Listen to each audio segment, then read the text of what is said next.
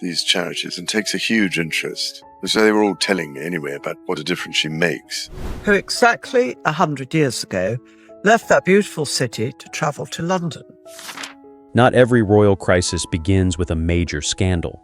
Sometimes it starts with a seemingly small request. One afternoon at Clarence House, Queen Camilla sat opposite King Charles III and made a proposal she believed was entirely reasonable. Tom Parker Bowles should be granted an honorary title. No power, no place in the line of succession, no official role within the royal establishment. Simply a gesture of recognition. But Charles did not answer immediately, and it was that very silence that changed everything. For Camilla, this was about more than just Tom. It was a question of whether Charles truly viewed her family as part of the royal family. For Charles, however, a seemingly personal decision could set a precedent that the crown would have to pay a price for. If he agreed, would it be seen as genuine recognition, or merely a privilege granted to the Queen's son? If he refused, would Camilla accept it? Or would that very moment spark a confrontation that no one in the palace could control? Before the story continues, please subscribe to the channel so you don't miss the next updates. And where are you watching from? Leave your city or country in the comments. I'd love to know where in the world this story is being followed. Because just minutes after that conversation, Charles made his choice. He did not support the proposal. Camilla kept smiling. She remained composed. But beneath that calm exterior, the first crack had appeared. And from that moment on, the story was no longer just about a title for Tom Parker Bowles. It became a story about loyalty, about family, and about what a person does when they realize they have been rejected by the very person they believed would be most willing to listen. Charles gave a very clear answer. No, not because he wanted to hurt Camilla. At least that was how he saw it. For Charles, the decision was a matter of precedent. A title for Tom might seem like a small matter within the family, but once made public, it would cease to be a private affair. It would become a question of standards, of privilege, of whether the king was using his position to elevate a member of his wife's family to a status that had never belonged to him before. Charles believed he was protecting the crown. Camilla saw something entirely different. She saw a husband who had chosen the royal structure over his own family. And that was what made the rejection so painful. But Camilla didn't scream. She didn't storm out. No doors were slammed. No threats were uttered in that room. She simply sat there, calm, almost uncomfortably so. Camilla understood all too well how royal outbursts could be weaponized. A single moment of losing control, and she would no longer be seen as a mother protecting her son. She would become a headline, a bitter queen, an ambitious woman, someone pressuring the king for personal gain. Camilla had no intention of handing anyone that story, so she didn't react emotionally. She reacted strategically. If Charles could not be swayed by sentiment, she would target the one thing he strove most carefully to control, his public image. In the days that followed, Camilla began to rekindle certain long-standing media connections. There were no official statements, no public interviews, not a word explicitly stating that Charles had betrayed her. That would have been a grave mistake. Instead, small snippets of information began to surface. Charles was relying increasingly on Prince William. Charles was giving more and more space to Princess Anne. Tom remained on the outside. Camilla appeared increasingly isolated from the center of decision-making. No single detail was damning enough to constitute an accusation. But when pieced together, a very different picture began to emerge. A royal family no longer fully united. A king caught between his current family and those tied to the old order. A queen gradually being pushed aside. The perfect opportunity arose at a charity event at Somerset House. Camilla arrived projecting her usual composure. She made conversation, smiled, shook hands. No one looking at her would have suspected anything amiss. But then she paused to speak with a journalist she had known for years. The conversation was brief, discreet, scarcely noticed by anyone else. Camilla made no accusation. She merely hinted that Charles was becoming increasingly reliant on William and Anne for public duties, while his immediate family seemed to be sidelined. a seemingly minor remark, yet enough to raise a massive question. Was the royal family splitting into two camps? Camilla needed to say no more. For in the world of media, sometimes the most dangerous thing is not an outright accusation. It was rather a seed of doubt planted in just the right place. And by the next morning, what had been spoken in a low voice in a crowded room was no longer a mere whisper. It had become a headline, and once the story broke out of that private room at Somerset House, no one could fully control it anymore. The next morning, questions began to flood the headlines. Was King Charles III favoring Prince William and Princess Anne? Was Queen Camilla truly being sidelined from key decisions? Was Tom Parker Bowles being kept at arm's length simply because he lacked royal blood? At first, they were merely questions. But in the media, a question repeated often enough can quickly morph into an assumption. And then a familiar name resurfaced. Princess Diana. Stories from the past were dredged up. Old images were placed alongside new ones. William was portrayed as the heir who carried Diana's memory. Anne was depicted as the embodiment of discipline and tradition. On the other side stood Camilla and Tom. One had spent years finding her place within the royal family. The other had never truly belonged to that structure. No one officially declared that the royal family was splitting into two camps. Yet the way the story was told led the public to view it that way. William and Anne on one side, Camilla and Tom on the other, and Charles standing right in the middle. That was the most precarious position of all. For now, any action he took could be interpreted as choosing a side. If he appeared more frequently with William, people would say Camilla was being pushed out. If he tried to defend Camilla, they might claim he was caving to pressure. If he remained silent, that silence would become fodder for whatever narrative people chose to believe. An issue that had once centered on a mere honorary title had now evolved into a far greater question. Who truly belongs to this family? At Buckingham Palace, Charles sat alone at his desk. Newspapers lay spread out before him. On a nearby screen, a stream of new commentary, analysis, and debate kept appearing. He read each headline, then he read them again. And the more he read, the more he realized something. The way these stories were being pushed out felt all too familiar. There were no direct accusations. No sources were stepping forward publicly. There were only snippets of information just accurate enough to convince readers they were catching a glimpse of what was happening inside the palace. Charles had no concrete proof that Camilla was behind it. But as he saw it, only one person possessed both the motive and the long-standing media connections to drive a story this far. It wasn't just the headlines that infuriated him. It was the sense that the discord between the two of them had spilled beyond the walls of Clarence House. A private matter had become public property, and once that happened, the trust between them began to shift. The repercussions within the royal family were almost immediate. Those who favored tradition began to look to William and Anne as pillars of stability. Meanwhile, Camilla's inner circle felt she was being deliberately isolated. Differences that had once existed only in casual conversation now had reason to become more pronounced. Charles quickly realized that inaction would only make the situation more perilous. For from that moment on, any decision he made could be interpreted in one of two ways: supporting William or opposing Camilla. And that was a state of affairs a king could not allow to persist. That afternoon, Charles didn't call his communications advisors first, nor did he ask for a public statement. He simply issued a brief directive. "Ask Camilla to come and see me." When she entered the room, Charles did not beat around the bush. He looked straight at her. And for the first time since this began, he voiced what they both understood. "I know where those stories are coming from."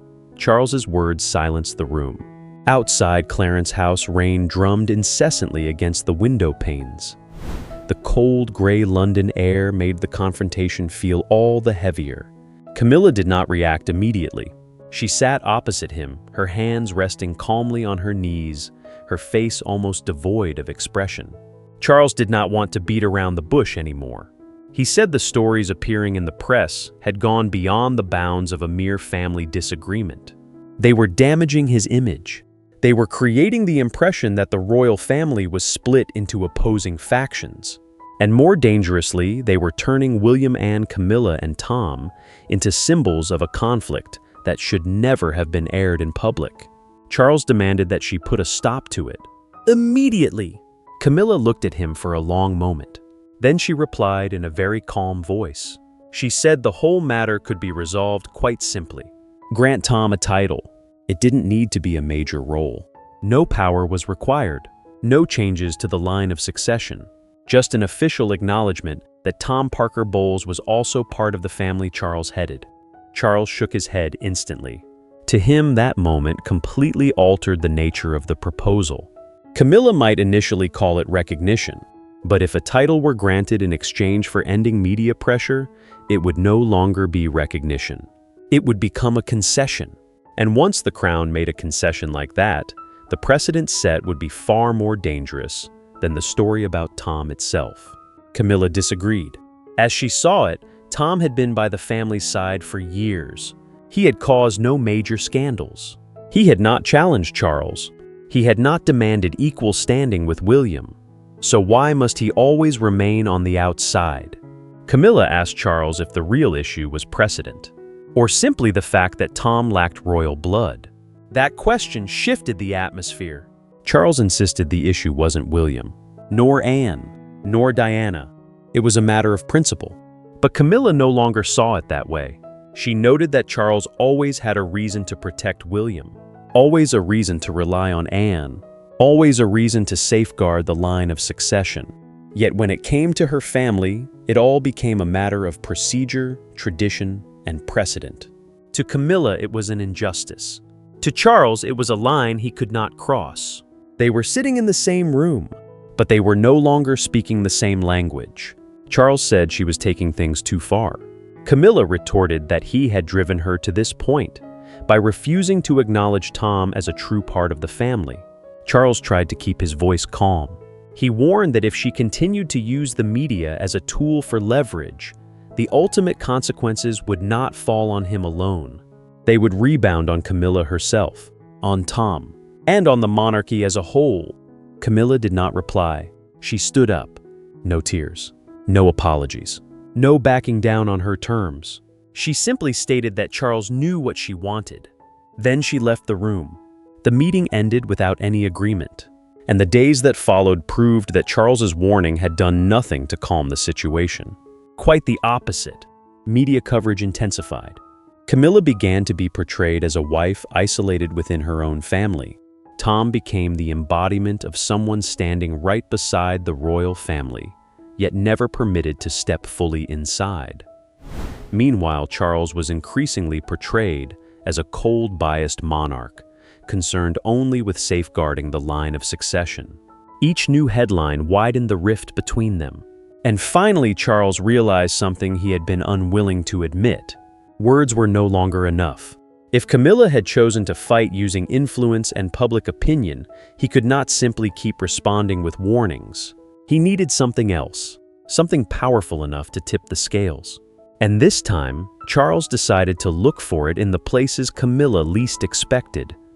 Not in the newspapers, not in media briefings, nor in the rumors circulating across London. He turned to the numbers, the records, the expenditures, things that do not argue, do not feel emotion, and do not take sides. At Buckingham Palace, Charles summoned a small group of his most trusted advisors.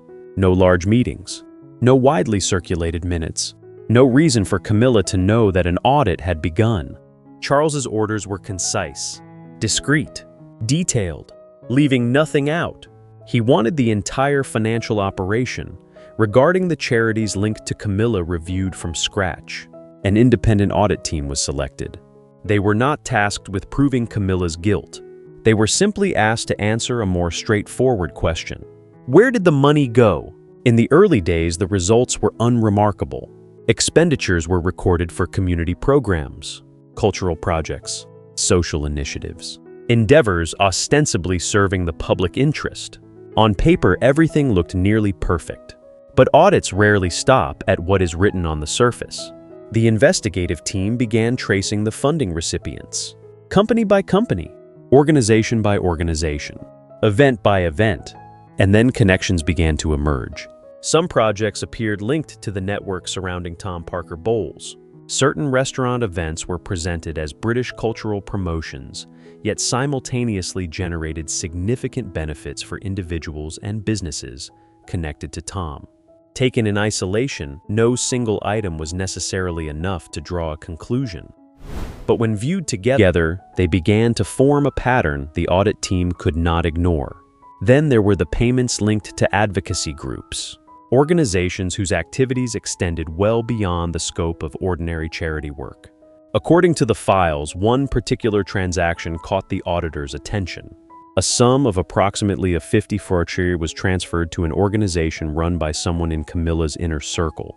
What made this payment particularly sensitive was not just the recipient. It was the timing. Shortly thereafter, a negative media campaign targeting Charles began to emerge. Articles questioning whether he favored William and Anne. Stories portraying Camilla as isolated. Suggestions that Tom was being treated unfairly. No one on the audit team could directly prove that the money had been used to attack Charles. There was no clear evidence of corruption. Not a single document explicitly stated that Camilla had ordered the funds to be used for a campaign against the king. Yet the connections regarding the timing, the recipient, and the purpose of the funds made the report too serious to overlook. When the final dossier was placed on Charles's desk, he read through it slowly, page by page, note by note, transaction by transaction. For the first time since this conflict began, the balance of power no longer rested entirely with the media. Charles held something else in his hands. Not rumors, but a dossier. If he made it all public, Camilla could be engulfed in a crisis far greater than any headline she had ever generated. Tom, too, could be dragged into the eye of the storm. Yet Charles felt no sense of victory. Quite the opposite. He understood that if he released this dossier, their marriage might never recover. And despite his anger, he was not yet ready to destroy the woman who had been by his side for so many years. So Charles chose a different path. He closed the file. He did not send it to the press. He did not call for its release. He issued no statement, at least not yet. He decided to keep it in the shadows, not as a death sentence, but as a final piece of leverage, a last chance to force Camilla to stop before things went too far. Charles returned to Clarence House. This time he did not come with the attitude of someone debating a title, nor did he come to persuade Camilla on whether or not Tom Parker Bowles should be recognized. The conversation had long since moved past that point. Charles arrived with a single purpose: to stop, to halt the media campaign, to stop the pressure tactics, to stop before a family disagreement spiraled into an issue requiring the crown itself to intervene. Camilla listened in silence.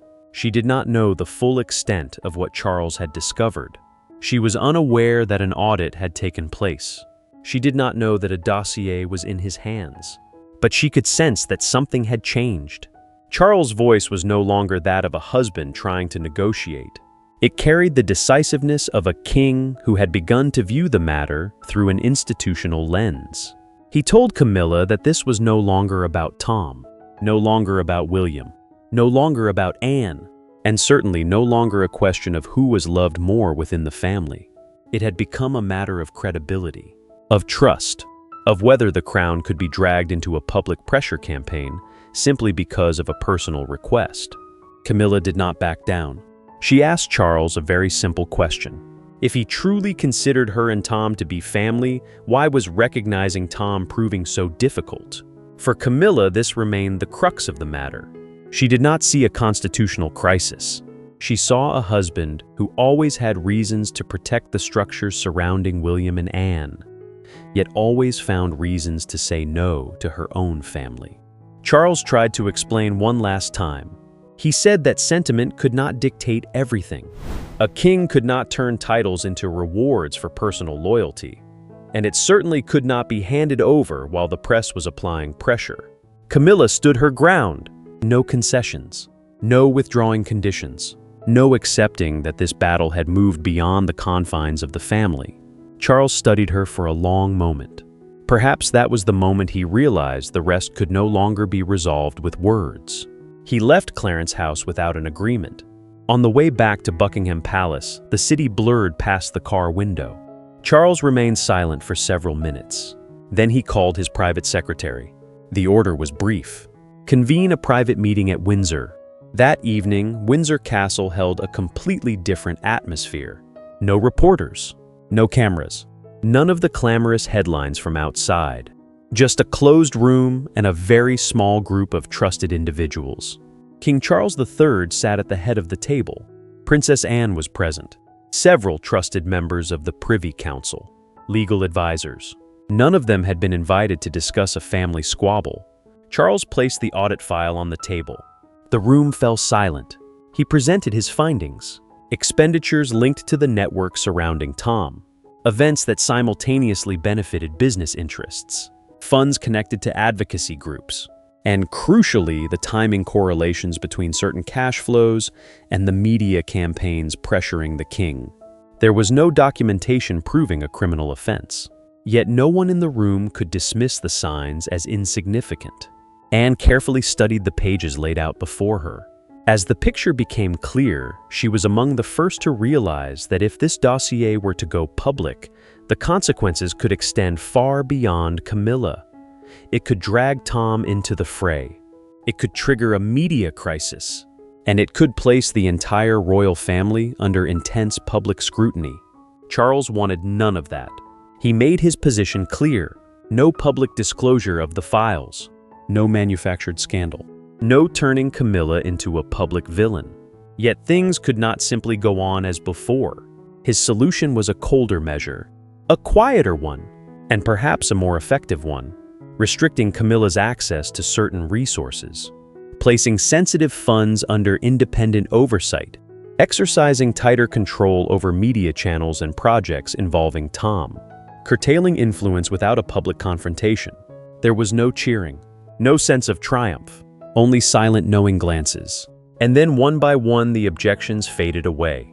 The proposal met with tacit agreement. No grand declaration was needed. No clamorous vote. A decision had been reached. Outside Windsor, all remained quiet, as if nothing had happened. Meanwhile, at Clarence House, Camilla went about her day, unaware that in a room not far away, the first doors were already beginning to close. And the most chilling part was that they didn't happen all at once. There was no earth-shattering announcement from Buckingham Palace, no press statement. No one publicly declared that Queen Camilla had just lost her power.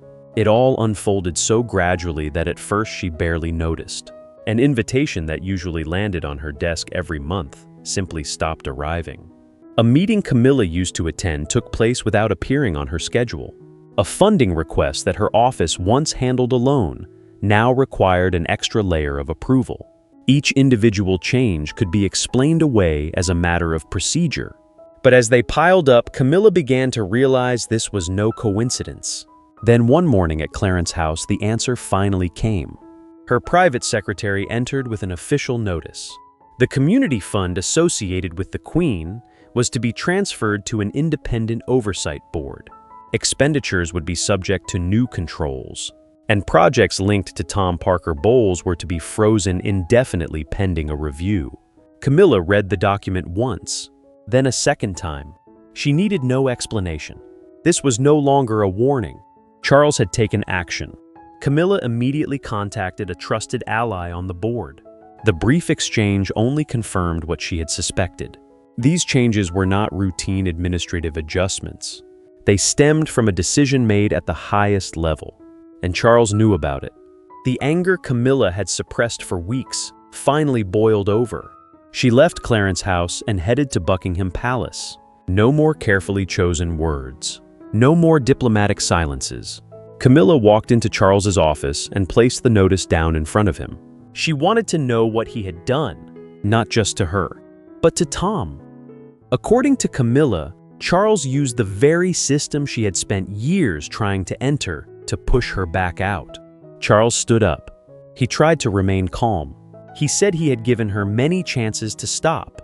He had warned her. He had tried to resolve the matter within the family. And most importantly, he hadn't made the dossier public. If his goal had been to destroy Camilla, he could have let those findings appear in every newspaper. But he hadn't. Camilla did not accept the explanation. To her, silence did not make the punishment any lighter. Charles did not strip her of her title. He took away the tools that gave her influence, the funds, the meetings, access, the projects linked to Tom, one by one. Charles said that was precisely why he had been forced to act. Irregularities in the financial records combined with the ongoing media campaign had pushed the issue beyond the bounds of a marital dispute. Camilla looked straight at him, and then she asked the question that had been at the heart of this entire conflict from the start. Why does William get everything while Tom gets nothing? The room fell silent. It was no longer a question of money, nor was it just about a title. It was all the bitterness Camilla had harbored since that very first conversation. William had a position. He had a future. He had the protection of the royal structure. Tom, in her eyes, despite standing close to the family for so many years, remained an outsider. Charles answered slowly. William didn't have those things because he loved William more than Tom. William had them because of his position within the monarchy. It was a structure Charles could not rewrite simply to resolve a family grievance. This is no longer about Tom or William, Charles spoke. That is the rule. He reached out toward Camilla, but she immediately pulled her hand away. The few steps separating them at that moment seemed like a vast chasm wider than at any point since the story began. Camilla looked at the man who had been by her side for so many years. There was no longer any clamorous anger, only a coldness remained. Then she said, "You have turned me into your enemy." And this time Charles had no answer, for the doors had closed.